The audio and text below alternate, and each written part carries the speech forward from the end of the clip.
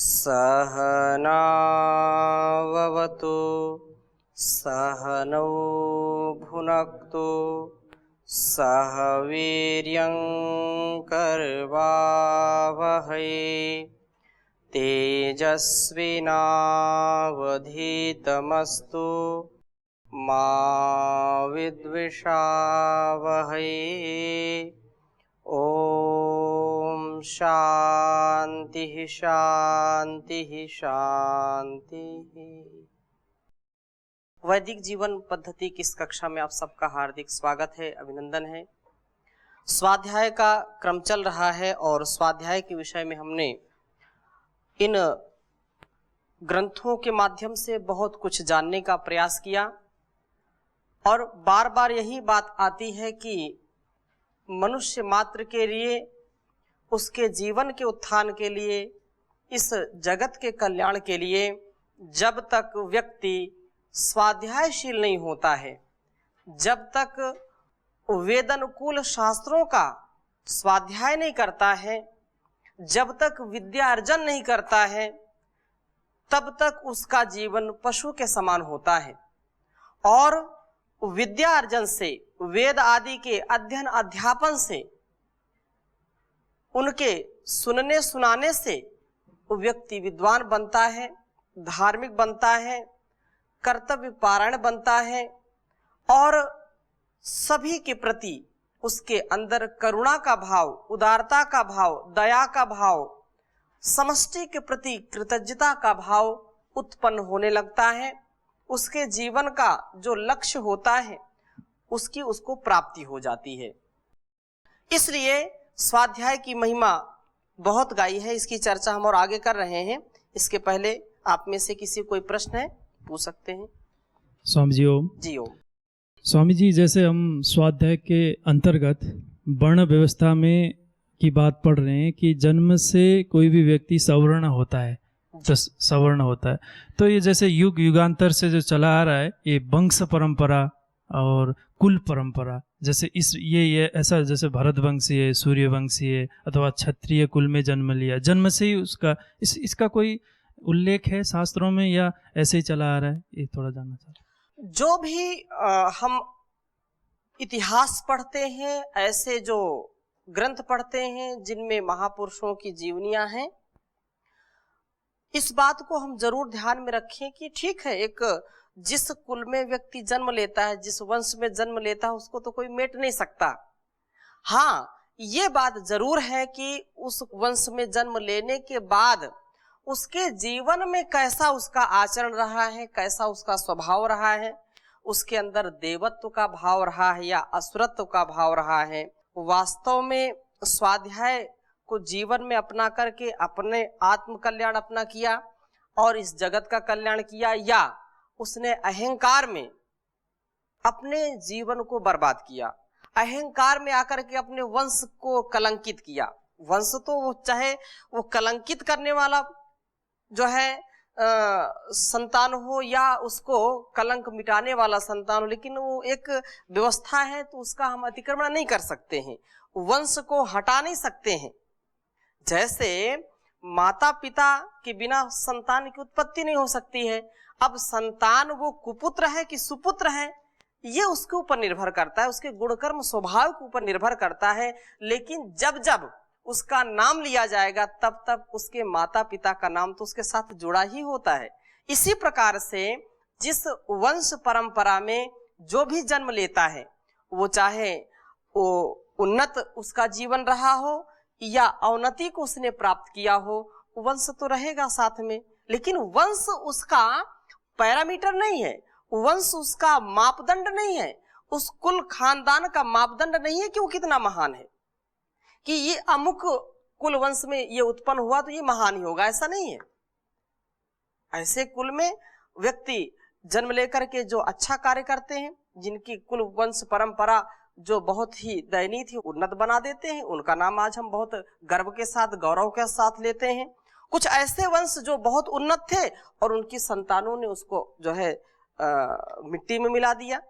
इसलिए वंश परंपरा तो साथ में रहेगी, उसका नाम तो लिया जाएगा, लेकिन स्वभाव से हम अच्छे बने, स्वाध्यायशील बने, मानवता को धारण करने वाले बने। स्वाध्याय का ये प्रमुख जो है लक्ष्य है, ये उद्देश्य है कि प्रत्येक मुमुक्षु को, मुक्ति चाहने वाले को, उन्नति चाहने वाले को स्वाध्याय करना चाहिए। स्वाध्याय परम औषधि है जीवन उन्नति की, इसलिए ये शास्त्र में चर्चा आती है और ये सबके लिए अनिवार्य है, सबके लिए। जी, और किसी कोई प्रश्न? तो आगे हम चल रहे हैं कि स्वाध्याय से ये हमारा जीवन तो अच्छा होता ही होता है, और ये कहा कि ये अनिवार्य है, इसके बिना व्यक्ति का स्वभाव अच्छा नहीं हो सकता है। व्यक्ति पतित होगा, व्यक्ति दुखित होगा, व्यक्ति का जीवन अंधकारमय होगा, अशांतिमय होगा, अविश्वास में सदा वो जिएगा, अश्रद्धा में जिएगा। इसलिए हमारे अंदर श्रद्धा का, विश्वास का, धर्म का ज्ञान उत्पन्न हो और तदनुसार हम आचरण करें, ये प्रमुख उद्देश्य है। तो वेदाभ्यास को परम तप कहा है। जो अध्ययन अध्यापन है, जो स्वाध्याय है, उसको परम तप कहा है। तो महर्षि मनु लिख रहे हैं कि वेदमेव सदाभ्यासे तत्तपस्तप्य तप्यन द्विजोत्तमः वेदाभ्यासो ही विप्रस्य तपः परम इह ओच्यते। कि द्विजोत्तम अर्थात द्विजों में उत्तम बना रहने का इच्छुक प्रत्येक जन, अर्थात जन्म से तो सभी शूद्र होते हैं, जन्मजात कोई जो है किसी भी वर्ण को नहीं प्राप्त करता है। संस्कारा द्विजुच्यते, जन्मना जायते शूद्रा संस्कारा द्विजुच्यते, और वो द्विज में सदा बने रहें, द्विज से वो च्युत ना हो, द्विजत्व से अपने नीचे गिरे नहीं। इसके लिए कहा कि वेदाभ्यास हमेशा करते रहना चाहिए। तपः तप्यन, कष्ट सहन करते हुए भी वेदम एव सदाभ्यसेत, वेद के स्वाध्याय का निरंतर अभ्यास करे, क्योंकि विप्रस्य द्विजों का वेदाभ्यास, वेद अभ्यास करना ही यह संसार में परम तप उच्यते, परम तप कहा गया है। जैसे आप यहाँ गुरुकुल में पढ़ते हैं, गुरुकुल में अध्ययन करते हैं, तो ये सबसे बड़ा तप है। अब कोई ये बोले कि नहीं मुझको तो तप यहाँ हो नहीं रहा, मुझको जंगल में जाकर के तप करना चाहिए, मेरा तप सिद्ध नहीं हो रहा है, मैं कुछ ऐसी रीति अपनाऊं कि मैं तपस्वी हो जाऊं, नहीं।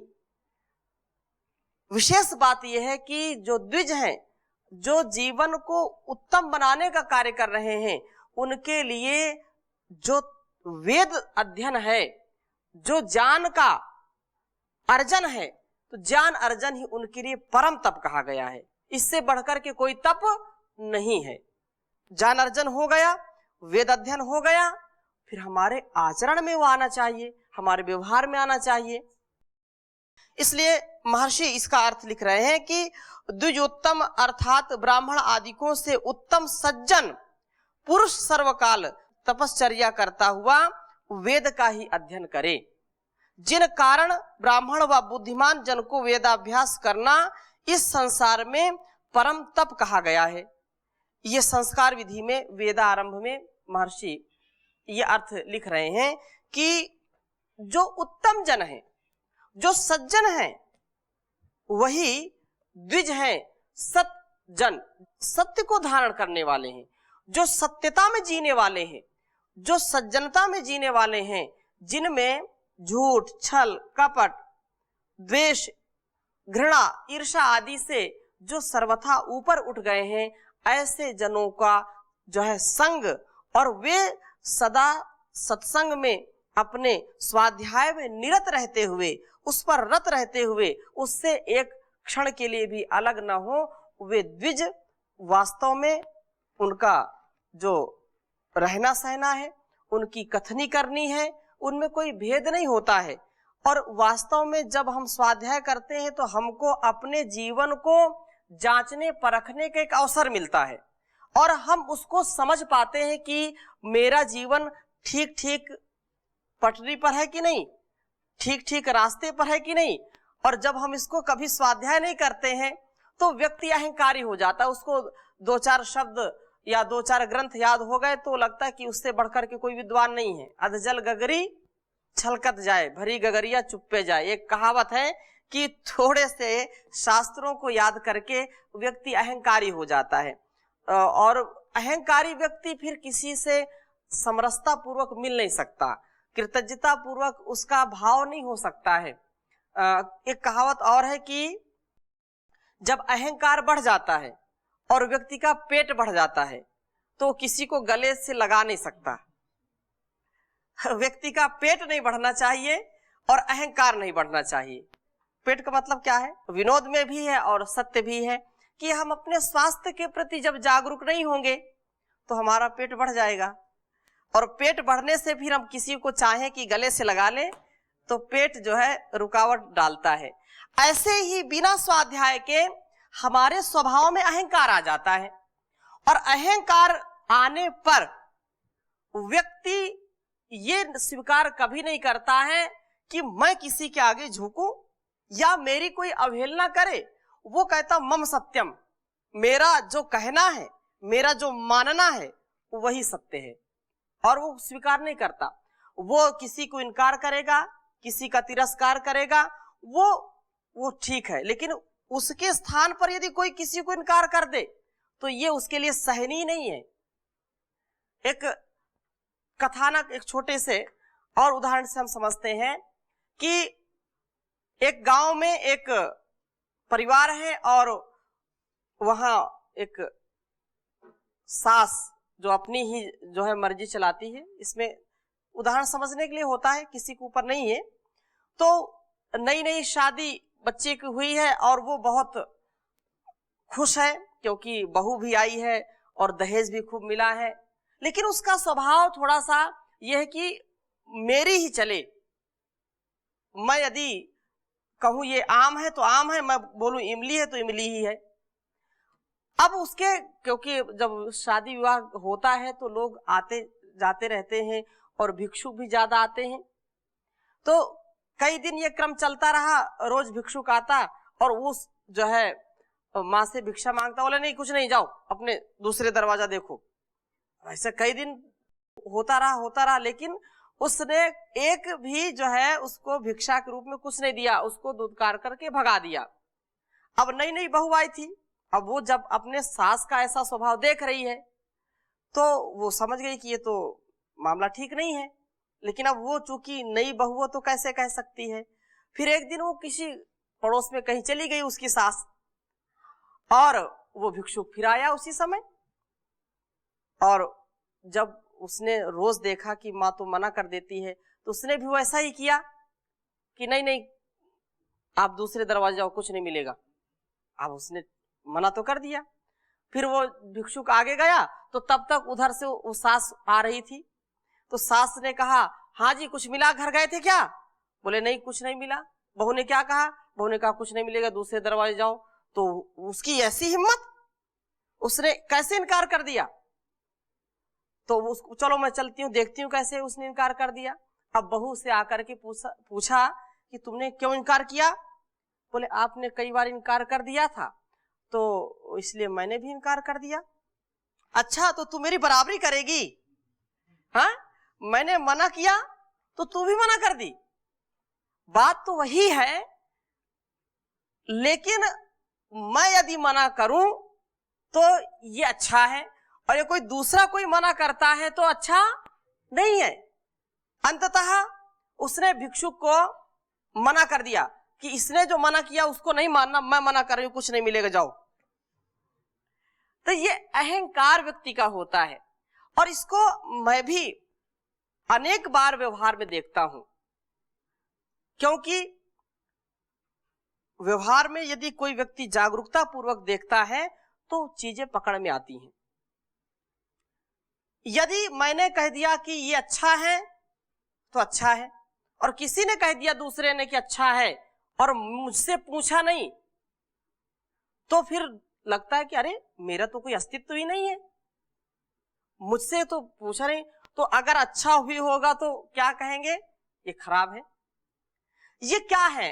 ये छोटी छोटी जो बातें हैं, इससे व्यक्ति के स्वभाव की परीक्षा होती है, वो कैसा है। यदि घर से किसी से कोई बात पूछ करके कोई जाता है तो ठीक है, अच्छी बात है, और पूछ करके लेने में कोई बुराई भी नहीं, कोई पूछ कर जाने में कोई बुराई नहीं है। और यदि वो अच्छा भी काम करने के लिए कोई उद्यत होता है तो जिसको अहंकार होता है उसको सहन ही नहीं होता है। परम पूज्य गुरु जी इस बात को बार बार कहते हैं कि ये हमारी अल्पज्यता का ये प्रत्यक्ष दर्शन होता है कि हम जिससे राग होता है, उस राग से युक्त हम उस व्यक्ति में कितने भी दोष हो उसको हम कभी दोषी नहीं समझते हैं, उसमें गुण ही गुण नजर आते हैं। जिससे थोड़ा सा लगाव है, राग हो गया तो उसके राग में उसका जो अवगुण है वो छुप जाता है। और किसी से द्वेष हो गया तो सगुण चीज भी, कितनी भी उसमें सैकड़ों गुण हो तो भी जब द्वेष होता है तो उसमें हमको अवगुण ही नजर आते हैं। ये हम ऐसा चश्मा पहन लेते हैं राग और द्वेष का कि सदोष चीजें, जब हम राग का चश्मा पहनेंगे तो हमको लगेगा कि नहीं नहीं, राग है तो ये अच्छा है, जो भी करता है वो अच्छा ही है।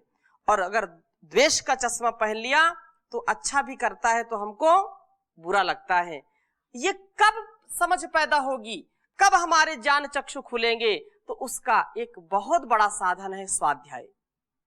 वेद आदि शास्त्रों को, धर्म ग्रंथों को हम पढ़ें, पढ़ाएं, ऐसी रीति से, ऐसी नीति से अपने बच्चों को सुशिक्षित करें जिससे वो कभी भटके नहीं, कभी उलझनों में अटके नहीं, कभी दुर्गुण, दुर्व्यसन और दुर्व्यवहारों में फंसे नहीं, सदा हंसते रहें, मुस्कुराते रहें। उसके लिए हम स्वाध्यायशील हों और अपने संतानों को भी स्वाध्याय से युक्त करें।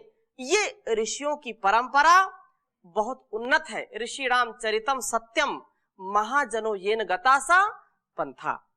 ये बहुत सोच विचार करके ऋषियों ने इसको बनाया है। तो इसी बात को और आगे कह रहे हैं कि वास्तव में वेदाभ्यास बहुत आवश्यक है। और कोई भी हो, आहैव सा नखाग्रेभ्यः परमं तप्यते तपः यह सर्गव्यपि द्विजोधीते स्वाध्याय शक्तितोन्वहन्। जो द्विज, इसको एक बार लिख लीजिए, बहुत अच्छा है। आहैव सा नखाग्रेभ्यः परमं तप्यते तपः यह सर्गव्यपि द्विजोधीते स्वाध्याय शक्तितोन्वहम्। आहैव सा नखाग्रेभ्यः परमं तप्यते तपः यः सर्गव्यपि द्विजोधीते स्वाध्यायः शक्तितोन्वहम्।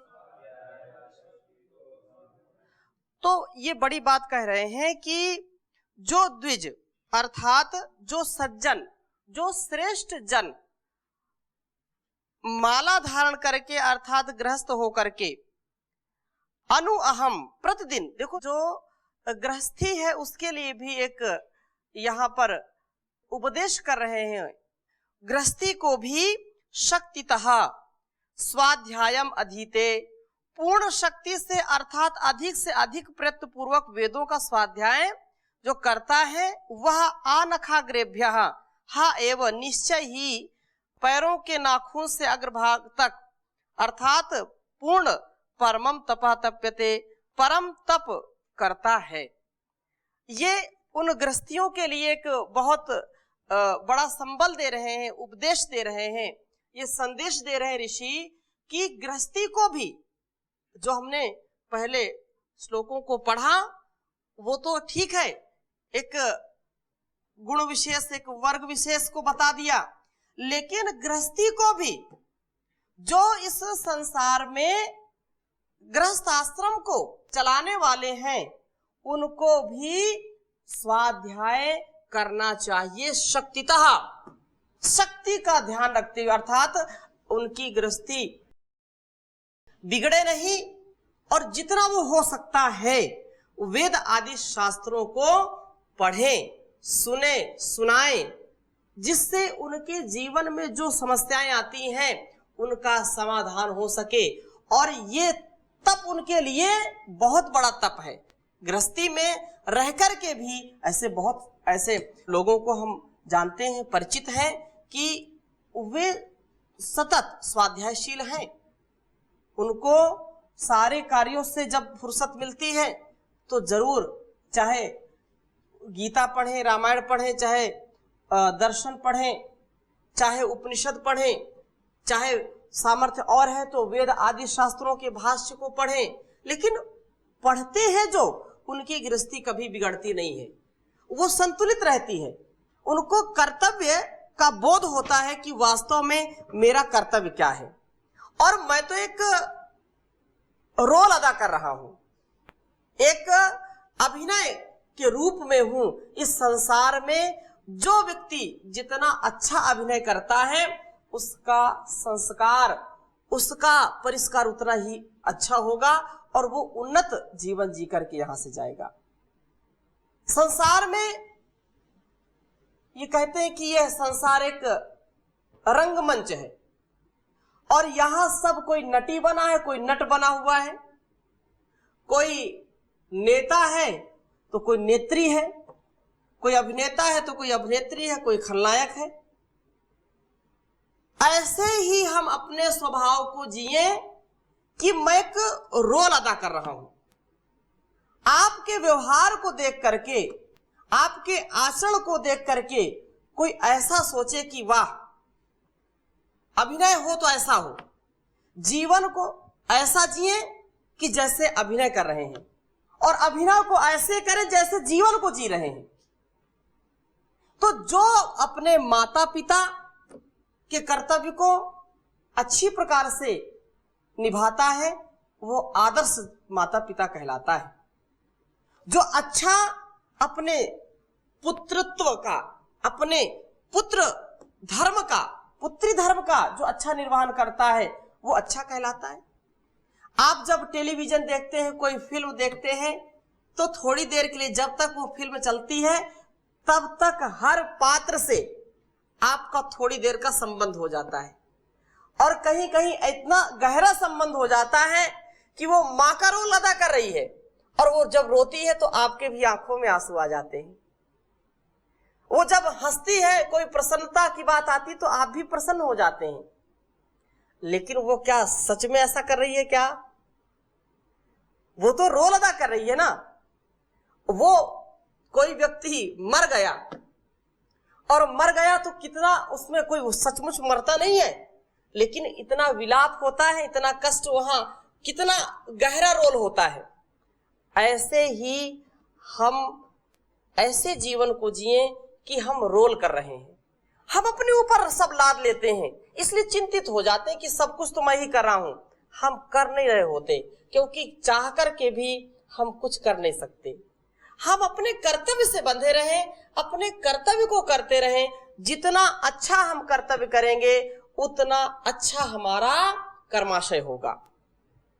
हम पिता का रोल अदा कर रहे हैं तो पिता का रोल इतना अच्छा अदा करें कि सब कुछ अपनी संतान के लिए निछावर कर दें।